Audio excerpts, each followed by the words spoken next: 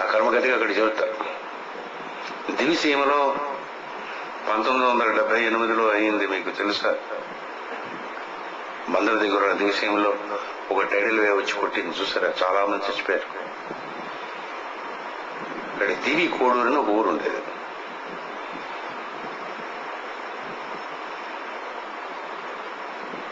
అందులో మాస్టర్ గారి శిష్యుడు అయినటువంటి ఆయన కృష్ణస్వామిని ఉండేవాడు. మొత్తం ఊరల్లా చుట్టుపక్కల ఊళ్ళన్నీ మునిగిపోయాయి. వీరుండేటటువంటి ప్రదేశం మాత్రం 150 మంది అందులో ఉన్నారు. అందులో ఒక్క చినుకు రాలేదు.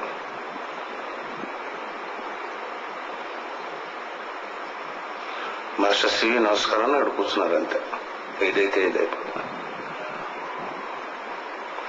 అటువంటి దుర్ఘటన అయ్యే సమయంలో కూడా మాస్టర్ గారి యొక్క పాదముల మీద వారికి వాడి చుట్టూ రాదు నీళ్ళు అన్నాడు.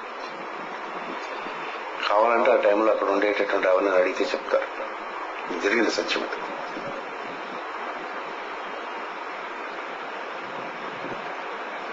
లేనప్పుడు సునామీలు కొట్టేస్తాయి. అలాగే ఒదిగగలగటం ఉండడం అనేటటువంటిది కానీ మనం దేవునికి అర్పణగా మన జీవితమునందు కానీ చేయదలుచుకున్నప్పుడు, స్తోత్రములు కానీ వేదము కానీ ఏదైనా చదువుతున్నప్పుడు ఇతరులతో కలిసి ఎంత బాగా చదివామన్నది. ఇతరులకంతా మనకి ఎంత ఎక్కువ వచ్చు, ఎంతకంటే ఎంత గట్టిగా చదివామంటే మూర్ఖుడు అని లెక్క. ఇక్కడ కూర్చునేటప్పుడు ఎంత చక్కగా మెలగ్గా వచ్చినటువంటి వాళ్ళకి మనం ఒదిగి వాళ్ళకి సీట్ ఇవ్వగలిగాం. అక్కడి నుంచి ఉంటుంది సాధన. చెప్పులు అక్కడ పడేసి చాలా ఇలా విసిరీసి వచ్చేటటువంటి వాళ్ళ చెప్పులు సర్దగలిగేవాళ్ళం మనం. అక్కడి నుంచి ఉంటుంది సాధన. బుద్ధుడు మొట్టమొదటి 7 ఏళ్ళు వచ్చినటువంటి చెప్పులు శుభ్రంగా తుడిచి వచ్చిన వాళ్ళు అక్కడ లైన్లో పెట్టడం అనేటువంటి నేర్పేవాడు.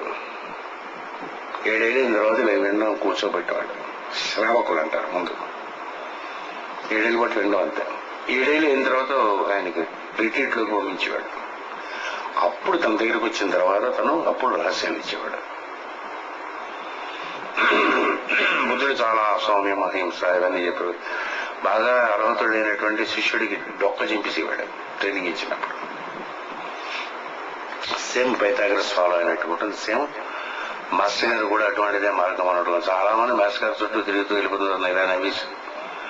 రియల్ గా మాస్టర్ గారి ట్రైనింగ్ తీసుకున్నటువంటి వాడు మాత్రం డొక్క చిరిగిపోయాడు. అలా కక్షలోకి వస్తూ ఉంటాం. మనం ఎంతవరకు ఉపాసన చేస్తాం? How great we are waste sir అన్నాడు. How useful we are. ప్రపంచానికి ఏదైనా మన పనికి రాగలం.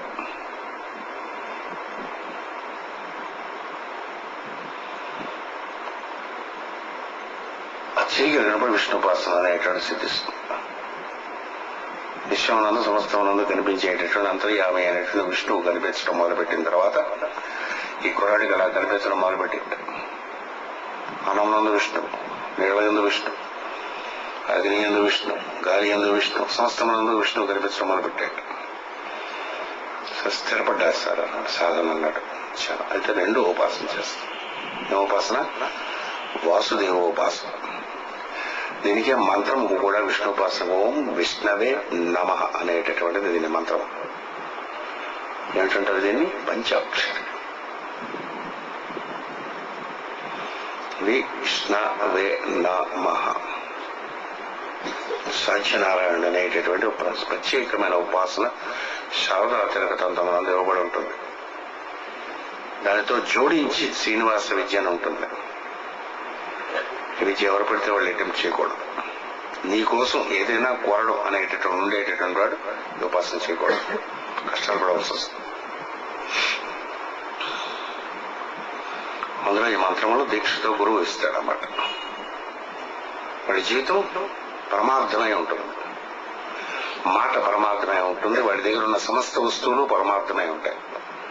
పరమార్థం అంటే ఇతరులకు ఇవ్వడం కోసం పరమమైన అర్థము కలిగినటువంటివి ఉంటాయి. అటువంటి సంకల్పం ఉండేటటువంటి వాళ్ళు ఆ మంత్రోపాసన చేయాలి. బుక్కరాయలు వాళ్ళ చేత విజయారణ్య స్వాముల వారు మొదలు చేయించారు. అది అప్పుడే విజయనగర సామ్రాజ్యం అనేటువంటి స్థాపింపబడటం, ఈ బ్రాహ్మణీ సుల్తాన్స్ అనేటటువంటి కాంట్రాక్ట్ చేయగలగడం కోసం అప్పుడు ఆ రోజుల్లో ఆయన చేయించారు. ఈ మధ్యకాలంలో కూడా కొందరు చేస్తూ ఉంటారు. అందులో ఇవ్వబడినటువంటి ఓం విష్ణవే నమః దానికి ఉండేటటువంటి మంత్రము సాంగమైనటువంటి ఉపాసన కూడా ఉన్నది. ఎందుకంటే పంచాక్షరి సంబంధించిన మంత్రం మనం సమస్తము పంచభూతములు చేసి తయారు చేయబడి ఉంటాం. దేహము పంచభూతములు చేసి చేయబడి ఉంటుంది. సమస్తము కనిపించే సమస్తము పంచభూతములతో కలిగి చేయబడి ఉంటుంది. పంచభూతాలంటే మీకు తెలిసిన ఆకాశం, వాయువు, అగ్ని, జలములు, పృథివీ. ఆ ఐదింటికి సందుల యందు ఉపాసన చేసి భౌతిక శరీరం ఎలాగైతే కట్టుకుంటున్నదో అనేటటువంటి తెలియ మార్పడుతుంది విష్ణుపాసన చేసి.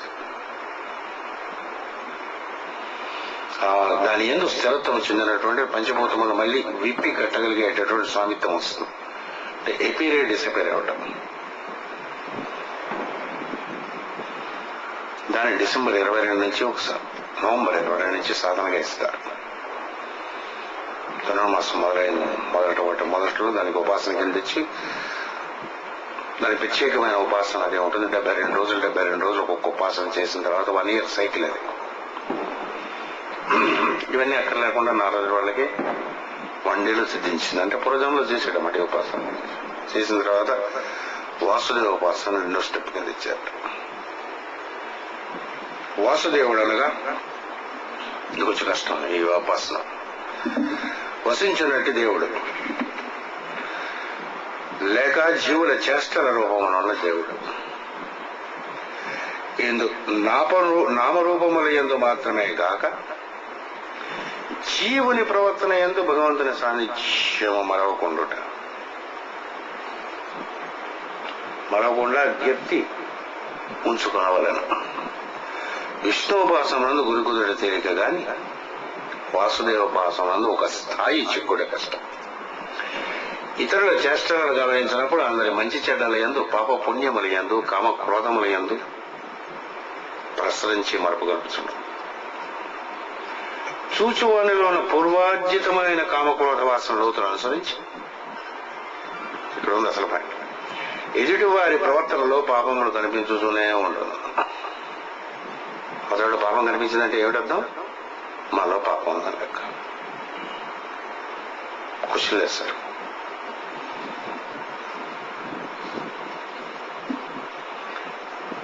అతడిలో ఏ డిఫిషియన్సీ అయితే మనకు కనిపిస్తుందో ఆ డిఫిషియన్సీ మనలో ఉన్నదని లెక్క. లేకపోతే అది కనిపించట. మహాత్ములైన పెద్దల యొక్క సాన్నిధ్యం నేను అనుభవించాను. ఒక్కడి గురించి నీట్గా మాట్లాడండి. వాడికి ద్రోహం చేసి వాడు డబ్బులు తినేసి పాడైపోయినటువంటి వాడి గురించి కూడా వాళ్ళు పాపం ఆ పరిస్థితి వాడి చేతలా చేయించుంటాయి. వాడు దుర్మార్గుడు, దుష్టుడు, దొంగ చేశాడు అని కూడా అనరండి అన్నమాట. వారి సాన్నిధ్యం కావాలి మనకి. ఆ మహాత్మ సాన్నిధ్యం ఆయనకి 4 రోజులు దొరికింది. వాస్తవోపాసన చేయాలంటే ఏం చేయాలి? ఇతరుల చేష్టలలో భగవంతుడిని చూడాలి. వచ్చాను చాలా మంది ఈ ఉపాసన చేయడానికి ట్రై చేసి 1 day 2 day ముందు విష్ణు ఉపాసన చేద్దాం, తర్వాత వాసుదేవోపాసన చేద్దాం, 2 సైమిల్టేనియస్ గా చేద్దాం. మనకేంటి? ఎవడు ఏం మాట్లాడినా గురు మాస్టర్ గారు మాట్లాడినట్టు అనుకోండి సార్. ఎవడు ఏ లోకంగా బిహేవ్ చేసినా మాస్టర్ గారు ఇంత మంచివారు సార్, అంతా బాగా చేస్తున్నారు మీరంటే మేము వెంటనే మాస్టర్ గారు ఇస్తాం. 2 ఒకటి ఇష్టం నేను చేస్తాం అనగానే ఎవడైనా వీడు మనం అండర్స్టాండ్ చేసుకునే స్టేచర్ వీడికి లేదు ఇంకా అంటే నేను తుస్సుని అనిపిస్తుంది. ఇక్కడ మాస్టర్ గారు ఇచ్చినటువంటి మెలకువ, నీలో ఏ పాపములు ఉంటాయో, నీలో ఏ ప్రవర్తన అయితే ఉంటుందో అదే అవతల వాళ్ళని నీకు అనిపిస్తున్నాడు. నీలో స్వచ్ఛత ఉండి నీలో లోపములు లేకపోతే అందరిలో మంచిగా కనిపిస్తున్నాడు. నువ్వు మంచివాడైతే మంచిగా కనిపిస్తున్నాడు. అసలు చెడ్డవాడైతే